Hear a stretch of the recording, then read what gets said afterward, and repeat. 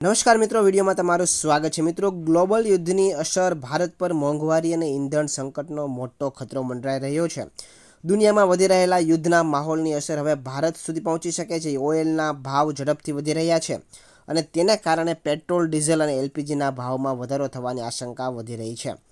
જ્યારે દુનિયામાં યુદ્ધ અથવા તણાવ વધે છે ત્યારે સૌથી પહેલાં અસર પડે છે ક્રૂડ ઓઇલના બજાર ઉપર, કારણ કે મોટા તેલ ઉત્પાદક દેશો અને સપ્લાય રૂટ્સ સીધા અસરગ્રસ્ત થાય છે। ભારત પોતાની મોટાભાગની ઓઇલ જરૂરિયાત વિદેશમાંથી આયાત કરે છે, એટલે જ્યારે આંતરરાષ્ટ્રીય બજારમાં ક્રૂડ ઓઇલ મોંઘું થાય છે ત્યારે ભારતમાં પણ પેટ્રોલ, ડીઝલ અને એલપીજીના ભાવ વધે છે।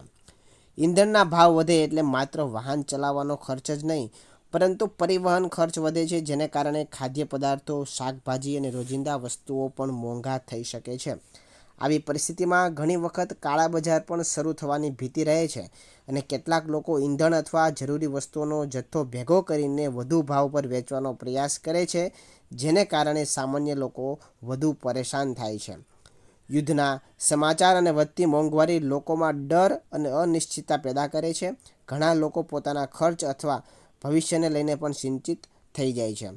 ગ્લોબલ તણાવની અસર શેરબજાર પર પણ પડી શકે છે। રોકાણકારોમાં અનિશ્ચિતતા વધે છે અને બજારમાં ઉથલપાથલ પણ જોવા મળે છે। આવી પરિસ્થિતિમાં સરકાર અને અર્થતંત્ર બંને માટે મોટો પડકાર ઊભો થાય છે। ઈંધણના ભાવ નિયંત્રિત રાખવા અને મોંઘવારી કાબૂમાં રાખવા માટે વિવિધ પગલાં લેવામાં આવે છે। આ સમયગાળામાં લોકોએ અફવાઓથી દૂર રહેવું જોઈએ, જરૂરી વસ્તુઓનો સંગ્રહ ન કરવો જોઈએ વધારાનો, અને સમજદારીથી ખર્ચ કરવો ખૂબ જ જરૂરી છે।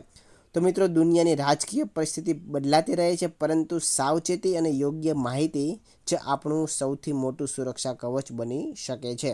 એટલા માટે ખોટી અફવાઓથી તમારે દૂર રહેવું જોઈએ અને બિનજરૂરી અથવા કોઈ પણ વધારે જરૂરી વસ્તુ હોય એનો વધારે ખોટો સંગ્રહ ન કરવો જોઈએ, કેમ કે અત્યારે મોટાભાગના લોકો આ તકનો ઉપયોગ કરીને કાળા બજારિયાઓ મોટા ભાગે કાળાબજારી કરીને વધારે પૈસા સામાન્ય પબ્લિક પાસેથી વસૂલ કરે છે, જેને કારણે મોંઘવારી પણ વધતી જાય છે। તો મિત્રો, હાલમાં જે આ યુદ્ધ ચાલી રહ્યું છે એના વિશે તમારું શું મંતવ્ય છે, કોમેન્ટ કરીને જણાવજો। અને આવા જ નવા વિડીયો જોવા માટે આપણા ફેસબુક પેજને ફોલો કરી દેજો અને યુટ્યુબ ચેનલને પણ સબસ્ક્રાઈબ કરી દેજો। ધન્યવાદ।